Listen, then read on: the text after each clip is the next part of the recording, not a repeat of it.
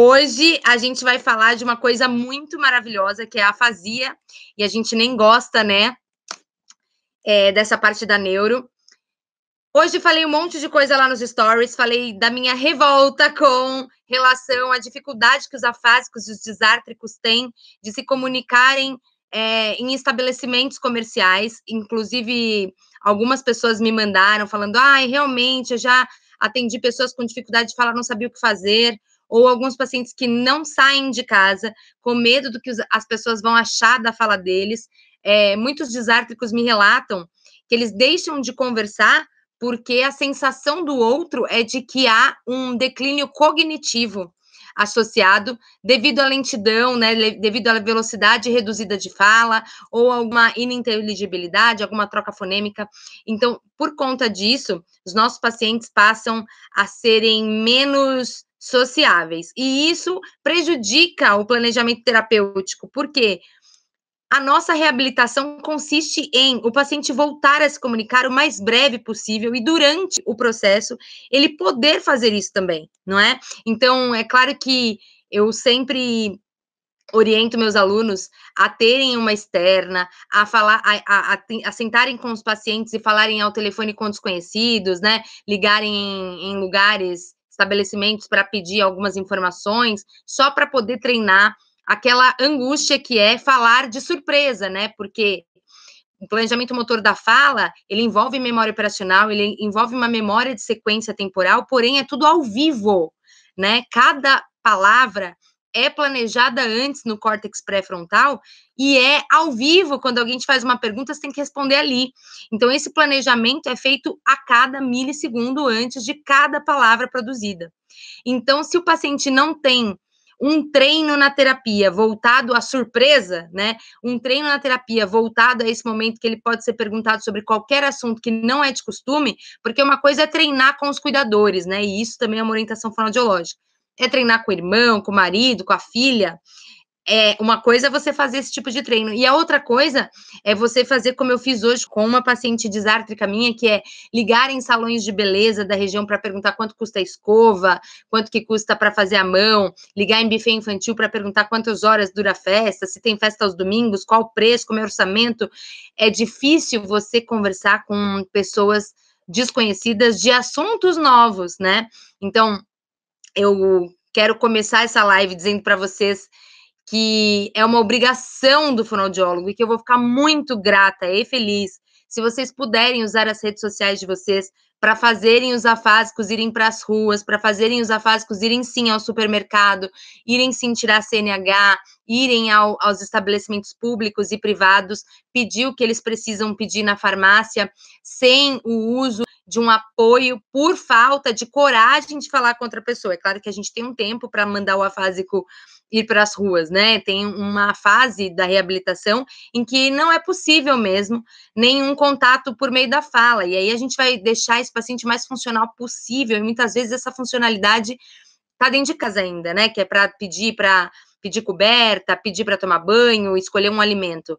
Mas quando esse paciente passa a ter uma compreensão auditiva boa, a ter a possibilidade de, ainda que seja por símbolo, ainda que seja numa comunicação suplementar alternativa, pedir o que ele gostaria, se comunicar, por favor, vamos estimulá-los a fazerem isso. Por quê? A sensação do brasileiro, a sensação, pelo menos aqui dos paulistas, é de que não existe afásico, de que não existe disártrico.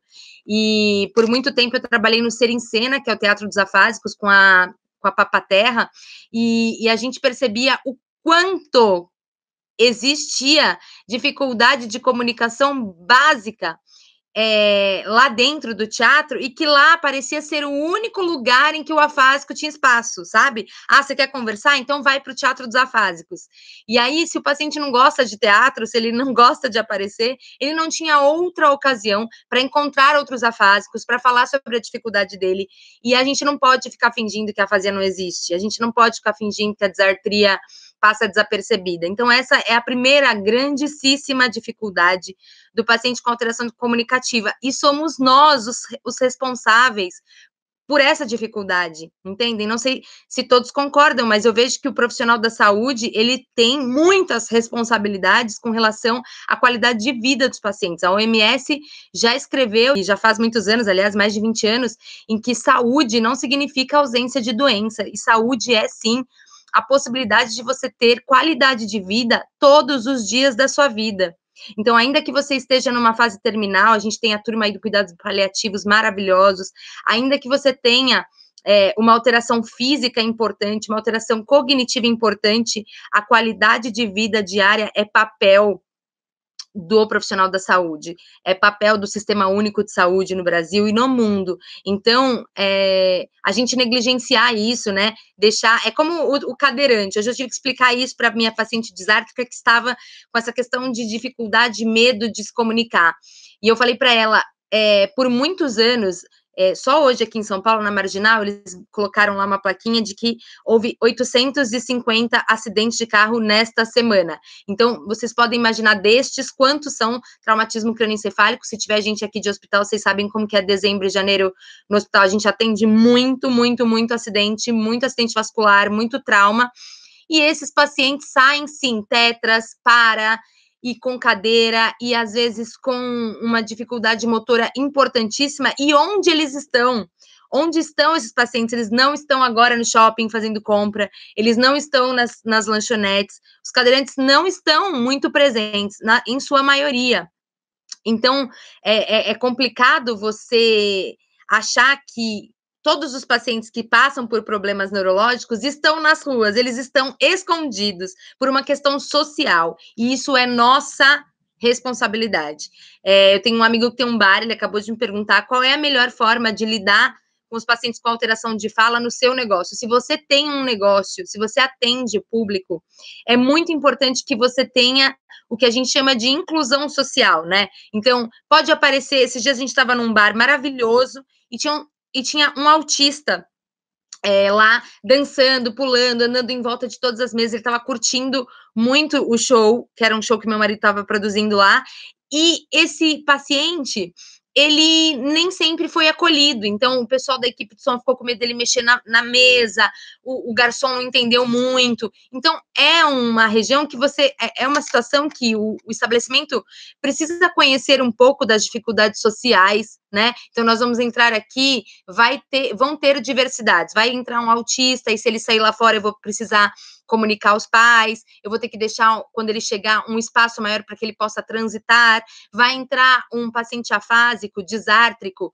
que são dificuldades de comunicação, e a gente pode sim deixar uma plaquinha, se você tem dificuldade de fala, não se preocupe, eu vou ficar atento, me dê um sinal, mostre seu caderninho, enfim, qualquer coisa que você possa ser solidário neste momento e, ao mesmo tempo, prestar o que você precisa prestar, né? Às vezes a pessoa... Eu tive vários pacientes que tomavam Fanta querendo falar Coca, vários pacientes que comeram arroz meses porque não conseguiam dizer que era sem o arroz, e muito disso era porque o atendente não mostrava uma facilitação para esse paciente. Então, se você percebe, se você tem um estabelecimento e percebe que esse paciente, que entrou um cliente com alguma diversidade, com alguma diferença, que faz parte, às vezes, de uma minoria, então, tenha espaço no seu estabelecimento para cadeirantes, para bengala, para idosos, vamos facilitar o acesso para gestantes, vamos facilitar o acesso para as crianças, para os animais. Então, tudo isso agora faz parte de uma sociedade.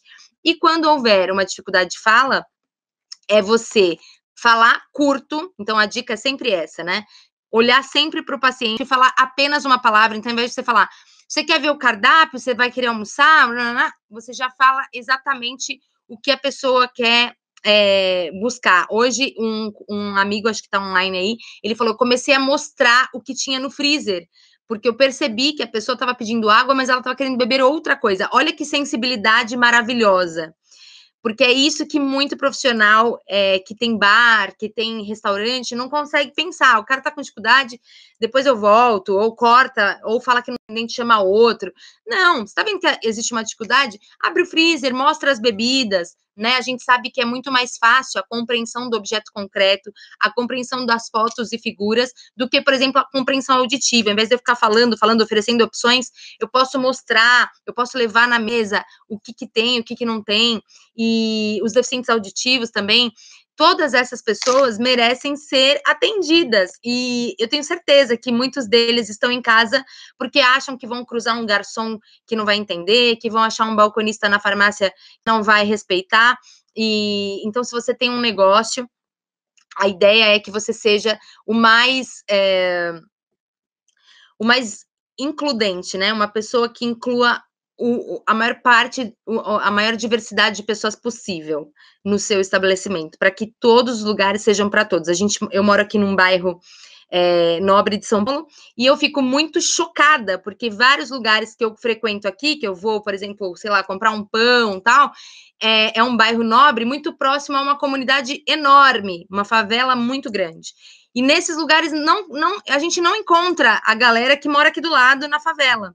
Então parece que a diversidade, a gente vive numa bolha, entende? A gente não consegue cruzar classes sociais diferentes no mesmo lugar. Então as pessoas não aprendem umas com as outras. A gente não sabe qual é a realidade. A gente sabe que faz trabalho voluntário, vocês que atendem pelo SUS sabem, mas a maioria das pessoas, elas não têm contato, elas não sabem como que é a vida de uma pessoa que mora numa comunidade.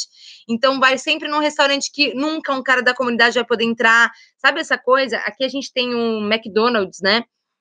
E lá eu fico muito feliz, porque como o McDonald's tem um preço que atinge uma população que já cresceu financeiramente e atinge também a população que não tem muita grana porque o preço é acessível, a gente entra nesse lugar aqui no Morumbi, que tem esse McDonald's, a gente encontra a galera da comunidade, a galera das casas grandes, a galera da classe média, todos reunidos ali para comer um hamburguinho. E é muito rico isso, para você ver o que eles ouvem, o que eles falam, é muito diferente da realidade que a gente vive. E é horrível você morar num país que você não conhece quem mora do seu lado, por uma questão de separatismo social. E é isso que acontece com os nossos pacientes neurológicos, um separatismo social. Eles não são bem-vindos num lugar que não tem, por exemplo, eu trabalhei aqui no Lúcio Montoro do Morumbi, e a gente teve que escrever para o shopping em frente que eles precisam de um acesso na calçada, uma rampa na calçada, porque os pacientes estavam em frente, no instituto, numa rede de reabilitação, que é uma das mais competentes da América Latina, e o paciente não conseguia ir ao shopping, ver vitrines, não conseguia fazer um lanche lá, porque as cadeiras de rodas simplesmente não tinham acesso. Então, um shopping center em frente a um centro de reabilitação, percebe? E eu entendo que isso passa desapercebido pelo lojista, porque falta informação vinda de nós, profissionais da saúde, entende? A gente não pode culpar o lojista ou pessoas que nunca tiveram acesso a um cadeirante, pessoas que nunca tiveram acesso a um paciente neurológico. Nós temos que culpar-nos a nós mesmos, aos fonoaudiólogos, aos profissionais da saúde que precisam, eu vim aqui no teu bar, eu vi que não tem rampa. Deixa eu te falar, eu vim aqui, no teu cardápio não tem foto dos alimentos. E aí, se vier um paciente que não consegue falar, ele não consegue apontar. Até para um gringo, até para qualquer pessoa que vá no seu estabelecimento e não tem um catálogo visual, você pode dificultar a vida de muita gente. Então, quanto mais diverso e quanto mais includente o seu negócio, o seu estabelecimento for, e quanto mais informador o fonoaudiólogo for, melhor para os nossos pacientes. Então, essa live de hoje é quase um apelo em favor dos afásicos, para dizer o quanto é comum, nesses 10 anos que eu atendo afásicos, a gente pegou uma listinha, eu acompanhei mais de 200 casos de afasia até hoje, e se eu disser para vocês que, sei lá, deve ser uns 70%, não cheguei a fazer essa pesquisa, mas um pouco a mais, até de 70% desses pacientes ficavam em casa, com medo de socializar, muitos com medo de socializar dentro de casa, porque eles são pessoas que não têm direitos, né, que não têm... Então, a gente está falando tanto agora, né, 2019 foi um ano tão rico de respeito à diversidade, você ter o direito de ter o corpo que você quiser, você ter direito de usar a roupa que você quiser, você ter representatividade negra, japonesa, gorda na televisão, nas mídias e tal. Essa representatividade, a gente não vê um canal do YouTube com afásico apresentando, entendem? Então, parece que profissões locais são restritos à maioria. E a minoria está ficando muito grande, gente. A gente tem um mundo com bilhões de pessoas, então qualquer minoria é muita gente, né? É o que a galera fala, nossa, Paola, você tem muito engajamento, você tem pouco seguidor no Instagram, mas muito engajamento. Mas eu falei, mas é isso que eu digo. Tem 49 mil fonos no Brasil, então é um nicho, hiper nicho, mas ainda assim, uma carreira com tão poucos representantes, são 49 mil pessoas, né? Então, todo mundo vai encontrar o seu grupinho, todo mundo tem alguém que é igual a você, é só procurar, é só criar essa possibilidade. Eu quero aproveitar para falar de uma colega fonoaudióloga que chama Mônica Kerr, ela é excelente fonoaudióloga na área da linguagem adulta, e ela tem uma página no Facebook que chama Rede Afasia. Eu sugiro que vocês sigam, vocês busquem, eu não sei se tem Instagram, porque eu sou da época que eu seguia no Facebook essa página.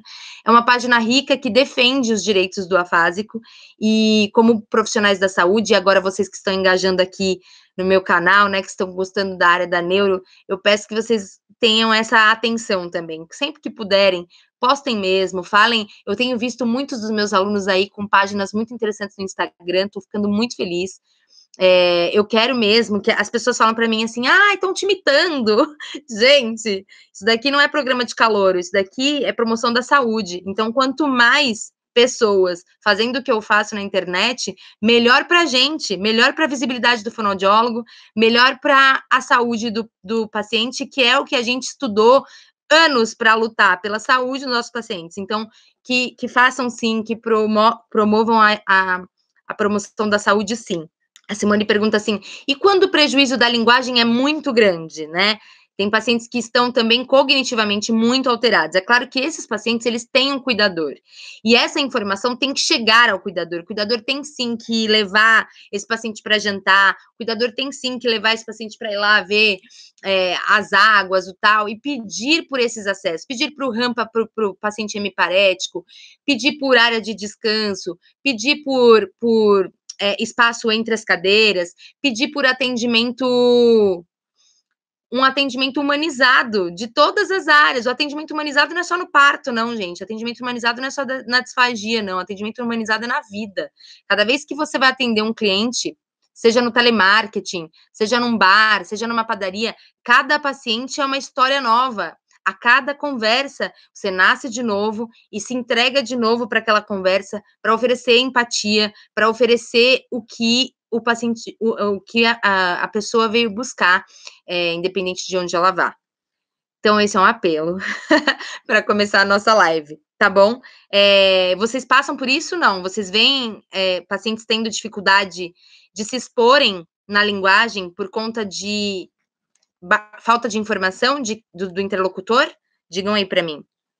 Dificuldade de usar um caderninho para escrever, dificuldade de usar uma prancha de comunicação alternativa na rua, de usar um aplicativo de comunicação alternativa numa farmácia. Eu lembro uma paciente maravilhosa que eu tinha, apráxica, assim, e ela, quando estava melhorando, eu falava, você vai ter que se virar, vai ao shopping, vai fazer suas coisas.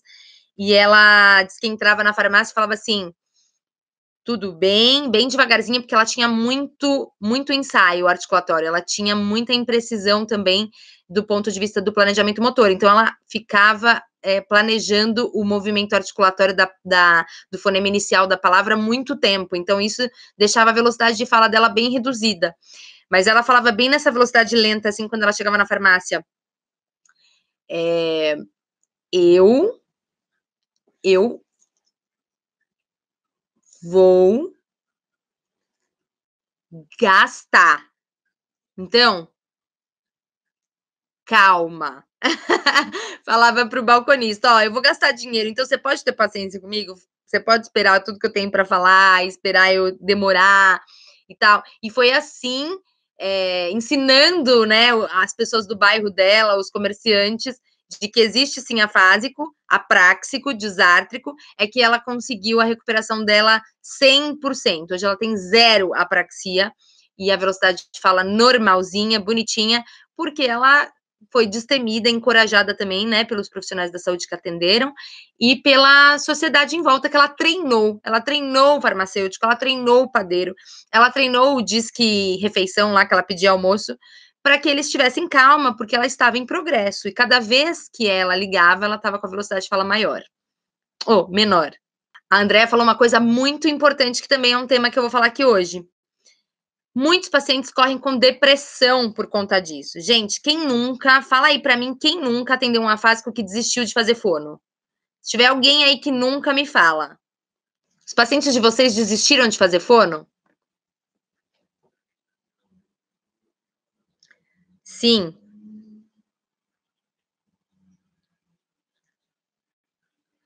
Simone falou que sim. Quem mais? Teve paciente que... Maísa também. Olha lá. A Jana, tem uns que nem fazem terapia. Papo de Fono falou que sim. Quero que um fonoaudiólogo veja o outro, porque às vezes eu já atendi muitos alunos que falam assim para mim: nossa, eu acho que ele não gostou de mim. Eu acho que eu fiz alguma bobagem, o paciente não quer mais vir. E, na verdade, é esperado do paciente neurológico um quadro depressivo.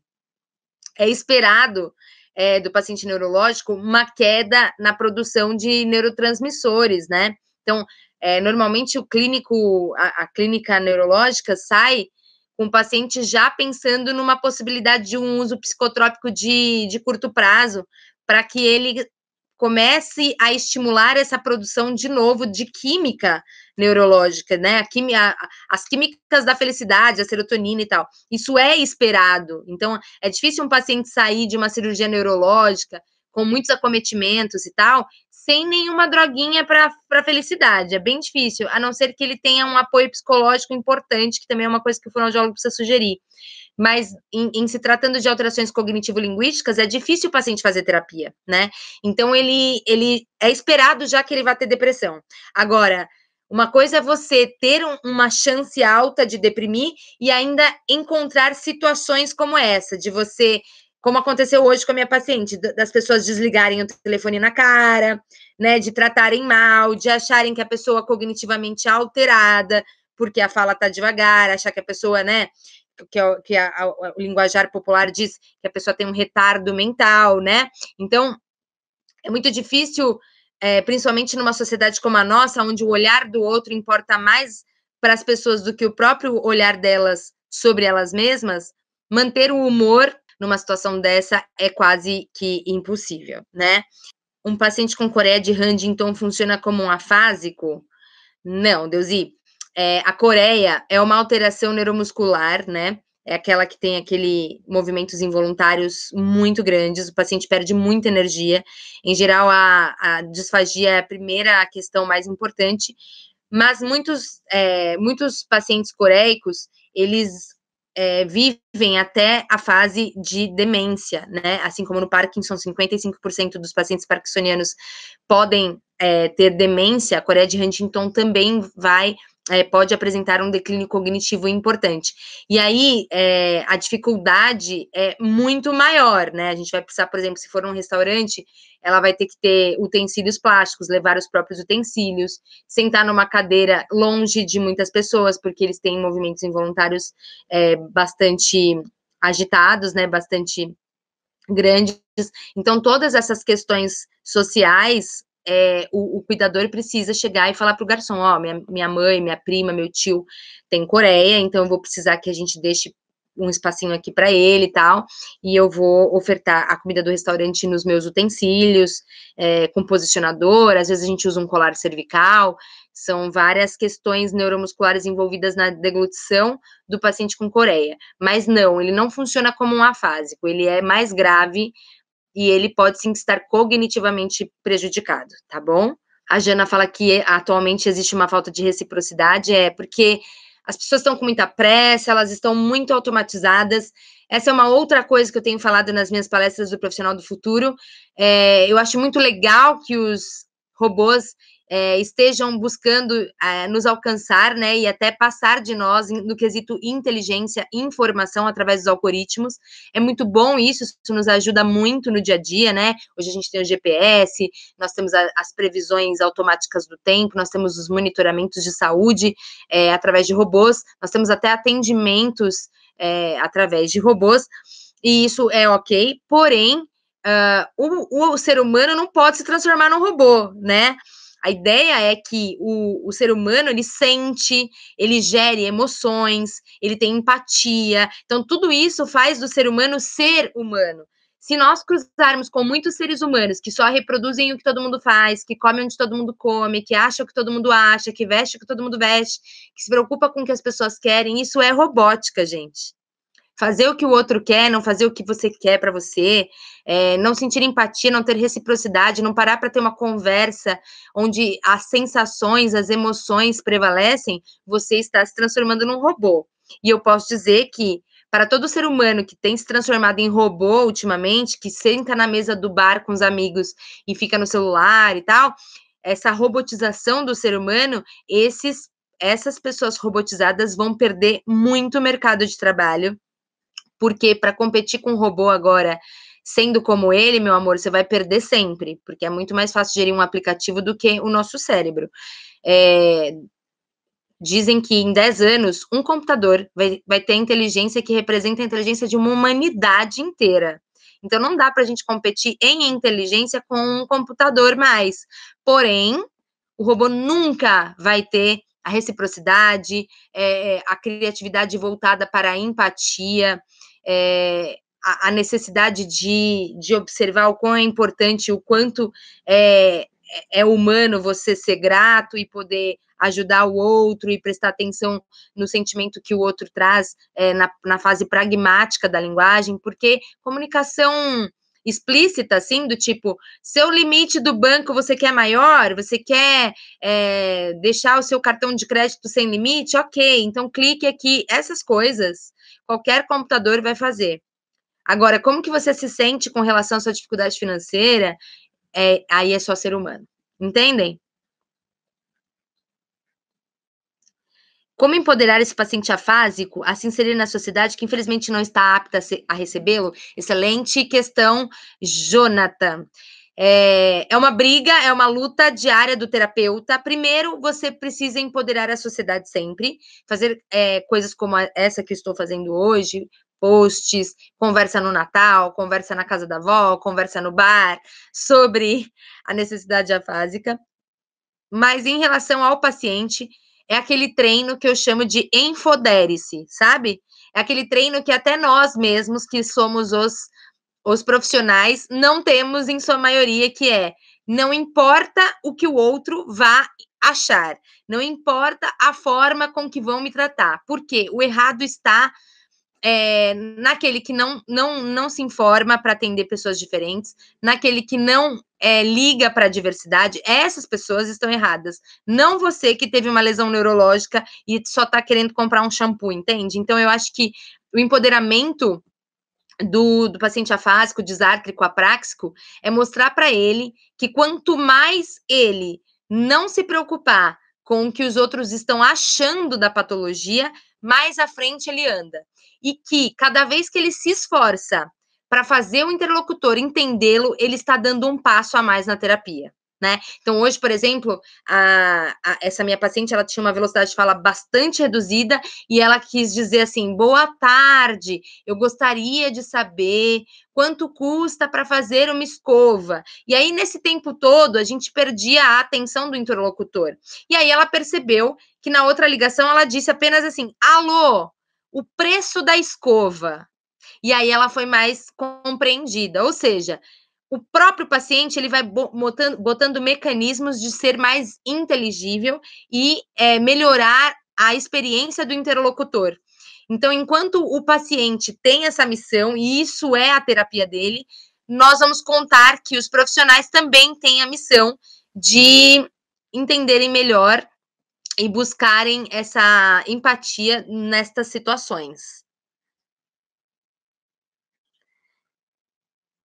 Exatamente, a informação é assim, É como você pegar... Eu tenho vários pacientes que têm 96 anos e não saem de casa há 15 anos. Então, assim, eu não vou falar com eles sobre cis trans, sobre transgêneros, sobre... Eles não conseguem entender. Então, a chance de existir um preconceito é elevadíssima, porque não há o entendimento sobre a ausência de gênero, o aromântico. Como é que a gente deixa essa pessoa que está lá presa numa sociedade já de 2 séculos atrás, conviver com essas pessoas que estão cada vez mais pansexuais, né, mais evoluídas, do tipo, não olhar para o outro como a parte externa, e sim olhar para a alma das pessoas, se apaixonar pela alma das pessoas. Isso é uma evolução da humanidade que não acessa todas as pessoas. Então, explicar o quão evoluídos são os pansexuais, por exemplo, para uma pessoa que está em casa e já tem 95 anos, é uma chance dele respeitar essa pessoa assim que cruzar com ela na rua. O Traquinas pergunta aqui, ó, quem está no comércio tem que seguir algumas normas para atender o cadeirante, mas nem se fala em como atender afásico, autista, deficiente auditivo, percebe? Porque também a briga nos conselhos, né, a briga é muito mais nossa, do profissional da saúde, de buscar espaço para esses pacientes, do que dos pacientes que estão fragilizados, do que dos cuidadores que recebem isso como uma notícia muito nova e tem muitas coisas a fazer ali, além de buscar direitos para esses pacientes. Então, eu queria muito contar com isso, contar com a nossa rede aqui. Eu sei que vocês depois assistem essa live aí, essa live vai para minha comunidade, tem o YouTube, então eu espero que isso atinja o coração dos profissionais e que a gente vá buscar cada vez mais a inserção, a inclusão dos pacientes que passam por dificuldade de comunicação. Por isso mesmo, dos folders informativos. Se cada profissional fizer sua parte, como a Paula disse, a gente muda essa realidade, com certeza. Eu sinto muito que, às vezes, os profissionais não têm noção do quanto existe poder na fala de quem entende do que está falando, sabe? Então, vocês estudaram anos para atender seus pacientes. Então, vocês com certeza conseguem estimular o padeiro do seu bairro, a escola do seu filho, a universidade, a receber esses pacientes que estão cada vez com mais dificuldade de se comunicarem. A gente sabe que a gente veio de um século em que os pacientes com AVC eram colocados numa clínica de repouso, numa casa ali que eles iam só esperar a morte. Isso aconteceu com milhares de pessoas, porque não se sabia que o AVC poderia ser reversível, que existia uma neuroplasticidade, que, pelo contrário, sair com esse paciente, ler para esse paciente, conversar com ele, ouvir música com esse paciente, poderia estimulá-lo a chegar muito próximo da vida que ele sempre teve, ou até de ter a mesma vida que ele teve antes. Então, os pacientes com AVC eram encarcerados, eram trancados em clínicas, muitas vezes misturados com pacientes da saúde mental, da psiquiatria. Então, tudo isso só melhora com informação, né? A gente só tem uma redução do preconceito e a inclusão social com informação, e cabe a nós fazermos isso. Então, esse é meu pedido hoje. Essa live, para quem é da comunidade, vai para a comunidade também, para que a gente reflita sobre isso, e lá na comunidade vocês sabem que eu sempre coloco um caso clínico, um exercício sobre o que a gente fala aqui na live de quinta. Então, você que está na comunidade, que vai assistir só amanhã, só depois dessa aula, também reflita, por favor, nisso, porque a gente pode sim mudar o cenário de saúde pública e de inserção social dos pacientes. Beleza? Então é isso. Essas são as dificuldades do paciente afásico. Eu espero que a gente, pelo menos, vá dormir refletindo sobre isso, que esse seja o assunto dos nossos jantares, que a gente fale sobre isso no Réveillon, na viagem, na praia, e que ano que vem a gente tenha novos planos para esses queridos que estão aí com dificuldade de se comunicar, pensando também que amanhã podemos ser nós a morarmos sozinhos, a termos que fazer as coisas e não conseguirmos por falta de informação. Todo mundo está sujeito a ter um AVC, um TCE, uma alteração neurológica, uma doença degenerativa. Tá bom, meus amores? Muito obrigada. Excelente noite para vocês. Não vai embora. Muito bom. Obrigada mesmo, gente.